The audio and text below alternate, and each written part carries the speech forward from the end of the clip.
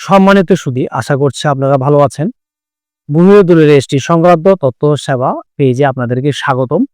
আজকে আমরা যে বিষয়টি নিয়ে আলোচনা করব সেটি হচ্ছে আমাদের দলিল রেজিস্ট্রি। দলিল রেজিস্ট্রি করার পরে বা সময় তার আগে যে বিষয়গুলোর প্রতি আমাদেরকে গুরুত্ব আরোপ করতে হবে সেই বিষয়গুলো নিয়ে আজকে আমরা আলোচনা করব। প্রথমে আসি, আমরা যখন একটা দলিল রেজিস্ট্রি করতে যাব, দলিল দাতা এবং গ্রহীতা এই দুটো অংশ আমাদের খুবই গুরুত্বপূর্ণ। আপনার দাতা যদি একজন থাকে তাহলে সেক্ষেত্রে দাতার যে তথ্যগুলো ওগুলো সঠিকভাবে দেওয়া হয়েছে কিনা সেটা ভালো করে দেখতে হবে। বা একের অধিক হলে বিষয়টা কিন্তু একই।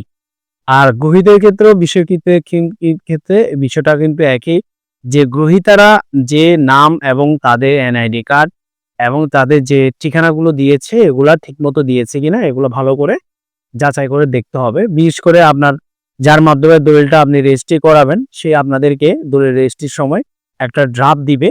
ড্রাফটটা আপনাদেরকে যে বিষয়গুলো চেক করতে হবে সেটা হচ্ছে দাতার ক্ষেত্রে দাতার পিতার নাম, দাতার নাম, দাতার মাতার নাম এবং তার ঠিকানা, এনআইডি কার্ড, তিন নাম্বার, তিন সার্টিফিকেট এগুলা কি ঠিকমতো দিয়েছে কিনা, কারণ এই বিষয়গুলো কিন্তু খুবই গুরুত্বপূর্ণ।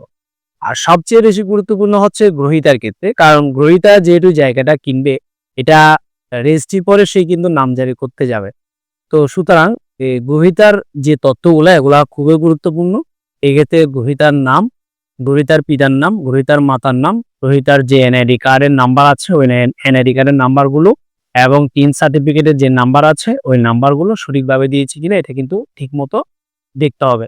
আর আরেকটা বিষয় বলে নিই যে গ্রহীতার ক্ষেত্রে কিন্তু তার ছবির উপরে কিন্তু সাইনটা করতে হয়, সেটা কিন্তু ঠিকমতো দিয়েছে কিনা সেটাও দেখতে হবে। ঠিক দাতার ক্ষেত্রেও সাইনটা খুবই গুরুত্বপূর্ণ, বেশি গুরুত্বপূর্ণ দাতার ক্ষেত্রে, কারণ দাতা যেহেতু রেজিস্ট্রিটা দিচ্ছে সে সাইনটা ঠিকমতো দিয়েছে কিনা সেটা দেখতে হবে।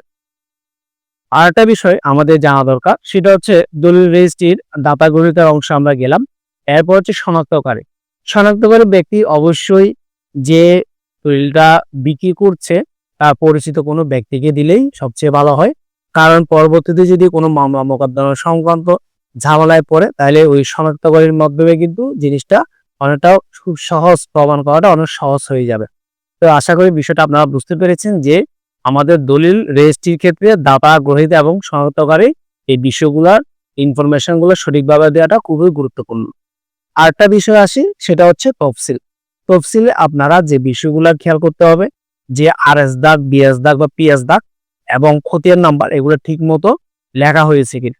যে ড্রাফট করার পরে যখন আপনাদের দলিল লেখক যে ড্রাফটটা দিবে ওটা আপনারা অবশ্যই ফার্স্ট টু লাস্ট ভালো করে দেখবেন, কারণ দলিল তৈরি করার পরে আপনার যে ড্রাফটটা ওটাতে যদি কোনো ভুল থেকে থাকে তাহলে কিন্তু তার আগে রেজিস্ট্রির আগে এটা অবশ্যই সংশোধন করে নিতে হবে, তাহলে আপনার রেজিস্ট্রির পরে আর কোনো ঝামেলা পোহাতে হবে না। তো আশা করি আপনারা বুঝতে পেরেছেন আমাদের এই একটি দলিল রেজিস্ট্রি ক্ষেত্রে যে বিষয়গুলা গুরুত্ব দিতে হবে সেই বিষয়গুলো আপনারা অবশ্যই মাথায় রাখবেন এবং আশা করি আপনাদের রেজিস্ট্রিকৃত দলিলে পরবর্তী সময়ে আর কোনো ঝামেলা হবে না। ধন্যবাদ, সাথে থাকবেন আমাদের সাথে। আমরা আমাদের এই পেজে বা চ্যানেলে ভূমি ও দলিল সংক্রান্ত নিত্য নতুন তথ্য দিয়ে থাকি, আপডেট তথ্য। তো সুতরাং আপনারা আমাদের পেজে বা চ্যানেলে সাবস্ক্রাইব বা ফলো করে পাশেই থাকবেন। ধন্যবাদ।